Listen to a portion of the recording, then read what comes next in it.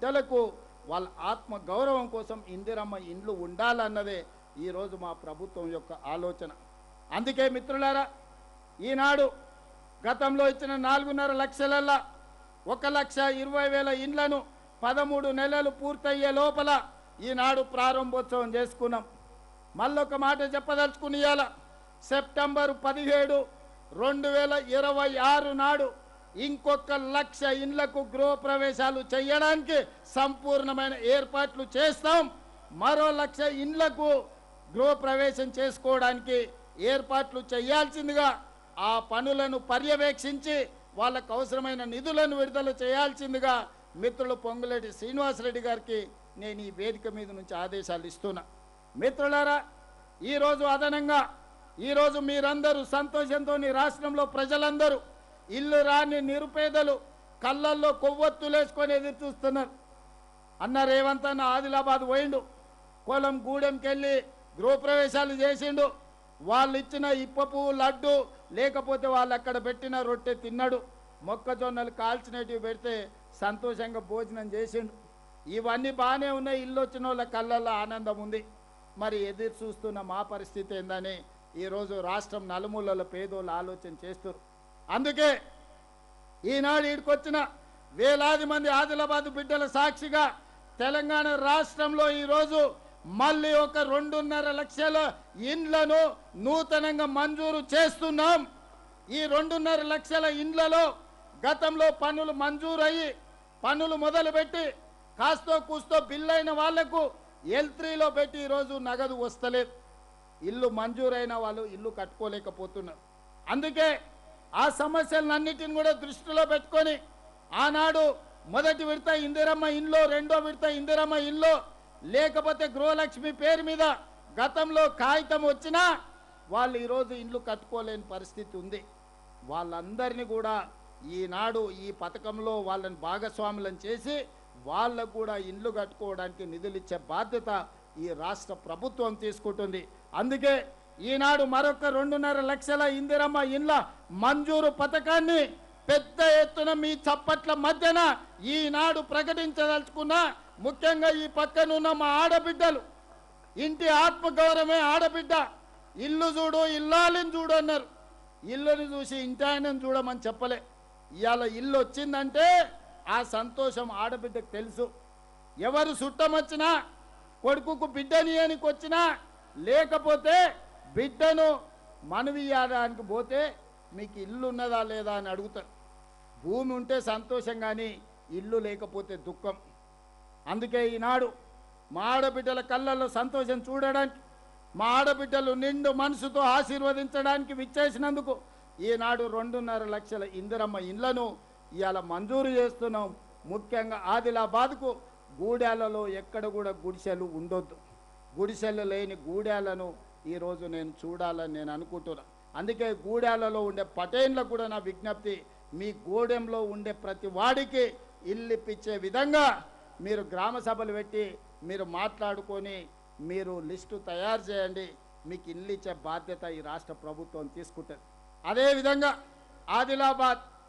ఆదిలాబాద్ అనగానే ఆనాడు ప్రాణహిత చేవెళ్ళ ప్రాజెక్టు గుర్తొస్తుంది. డాక్టర్ వైఎస్ రాజశేఖర రెడ్డి గారు, కాకా వెంకటస్వామి గారు, డాక్టర్ బాబాసాహెబ్ అంబేద్కర్ సుజల స్రవంతి పేరు మీద ప్రాణహిత చేవెళ్ళ ప్రాజెక్టును మొదలు పెడితే, తుమ్మిడేటి దగ్గర బ్యారేజ్ కడితే ఆదిలాబాద్ జిల్లాకే 2 లక్షల ఎకరాలకు నీళ్ళు ఇచ్చే అవకాశం ఉండే.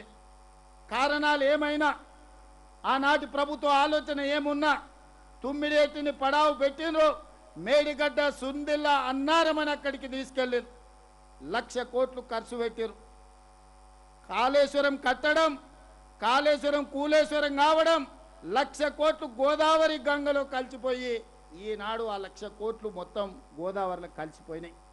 ఆదిలాబాద్లో ఎకరానికి కూడా నీళ్లు రాలే. ఇవాళ ఎక్కడికి వచ్చినా, ఇంతకుముందే కొమరభీం ప్రాజెక్టును చూసిన 10 టీఎంసీల కెపాసిటీ ఉంటే ఆ ప్రాజెక్టులో ఈరోజు రిపేర్లుంటే చెయ్యకపోవడం వల్ల 4 టీఎంసీల నీళ్ళనే కొమరంభీం ప్రాజెక్టులో నిలుపుకునే పరిస్థితి. ఈ ఆదిలాబాద్ జిల్లాలో కుత్పి కావచ్చు, కంకి కావచ్చు, ఈనాడు ఉన్న ఏ ప్రాజెక్ట్ అయినా ఆనాడు పూర్తి చేయకపోవడం వల్ల 10 సంవత్సరాలు సాగునీటి ప్రాజెక్టులకు 1,80,000 కోట్ల రూపాయలు ఖర్చు పెట్టినా ఆదిలాబాదు జిల్లాలో ఏ ఒక్క ప్రాజెక్టు పూర్తి కాలే. ఆదిలాబాదు నిర్లక్ష్యానికి లోనైంది. ఆదిలాబాదు ప్రాజెక్టులు పడావు పడ్డాయి. అందుకే ఇవాళ ఆదిలాబాదు జిల్లాను అత్యంత ప్రాధాన్యత తీసుకోదలుచుకున్నాం. ఆనాడు ఆగిపోయిన డాక్టర్ వైఎస్ రాజశేఖర రెడ్డి గారు మొదలుపెట్టిన ప్రాణహిత చేవెళ్లలో భాగంగా తుమ్మిడి ఎట్టి దగ్గర బ్యారేజ్ నిర్మించి ఆదిలాబాదు జిల్లాకు 2 లక్షల ఎకరాలకు నీళ్లు ఇవ్వాలని ఈనాడు మా ప్రభుత్వం నిర్ణయం తీసుకున్నది. అందుకే మహారాష్ట్ర ముఖ్యమంత్రి గారికి నేను లేఖ రాసిన. దీనికి సంబంధించి చర్చించేది ఉన్నది, ఇరు రాష్ట్రాల సమస్యలు పరిష్కరించుకునేది ఉన్నది, సమయం ఇవ్వండి అని. మహారాష్ట్ర ముఖ్యమంత్రి గారు ఇంతవరకు స్పందించలే. మరి మహారాష్ట్ర ముఖ్యమంత్రి గారు ఎందుకు స్పందిస్తలేరో నాకు అర్థం కాలే. వారం క్రితం నరేంద్ర మోడీ దేశ ప్రధానమంత్రి గారు ఒక సూచన చేశారు. అంతర్రాష్ట్ర జల వివాదాలను ఆయా రాష్ట్రాల ముఖ్యమంత్రులు సామరస్యంగా చర్చించుకొని వాటిని పరిష్కరించుకోండి అని వారు సూచన చేశారు. మరి వారి సూచన ప్రాతిపదికన మహారాష్ట్ర ముఖ్యమంత్రి గారికి నేను లేఖలు రాస్తా ఉన్నా. దయచేసి వేదిక మీద నుంచి ఫడ్నవీస్ గారికి నా విజ్ఞప్తి, తుమ్మిడేటి ప్రాజెక్టు నిర్మాణంలో ఉన్న అంతరాలను అవాంతరాలను తొలగించడానికి తక్షణమే ముఖ్యమంత్రుల లెవెల్లో సమావేశానికి మీరు సమయం ఇవ్వండి. మీరు మాకు సమయం ఇవ్వకపోతే ఆ సమస్య తీవ్రంగా మారుతుంది. ఆ సమస్య తీవ్రంగా మారినప్పుడు ఆదిలాబాదు జిల్లా ఉప్పెనే కదులుతుంది.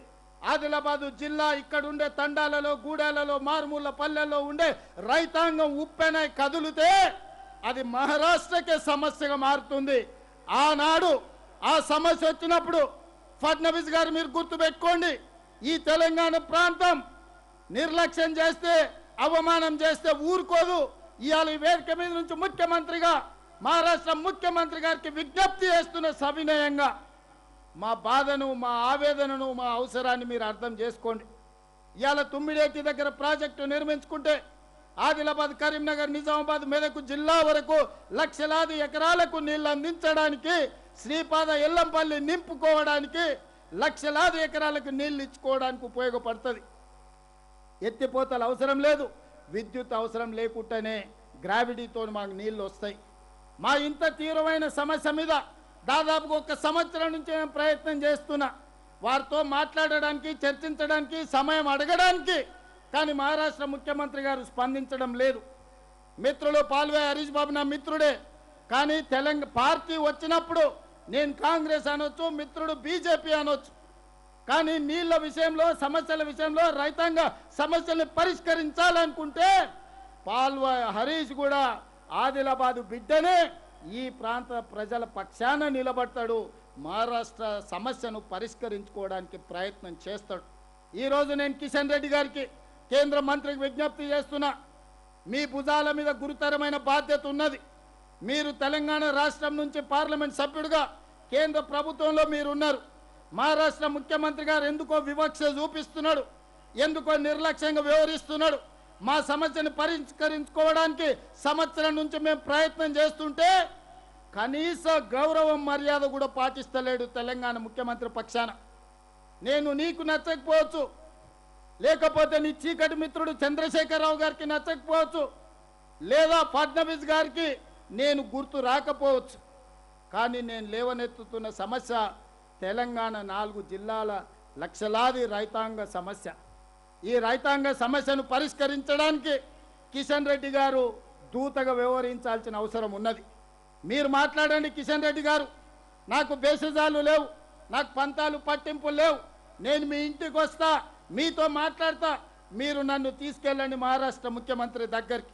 తక్షణమే ఈ ఆదిలాబాదు జిల్లా, కరీంనగర్ జిల్లా, నిజామాబాద్, మెదక్ వరకు ఈ గోదావరి జలాలను తరలించాలంటే తుమ్మిడిఎట్టు ప్రాజెక్టును పూర్తి చేయాలి.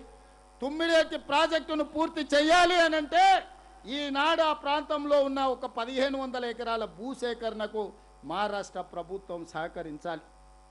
నేను అడుగుతున్న కిషన్ రెడ్డి గారిని, ఆనాడు పోలవరం ప్రాజెక్టు నిర్మాణానికి ఆంధ్రప్రదేశ్కి అడ్డంకి అవుతుందంటే తెలంగాణలో ఉన్న ఖమ్మం జిల్లాలో ఉన్న 7 మండలాలని కాదు, లక్షలాది మంది తెలంగాణ బిడ్డల్ని ఆంధ్రప్రదేశ్కు అప్పచెప్పింది మీరు కాదా?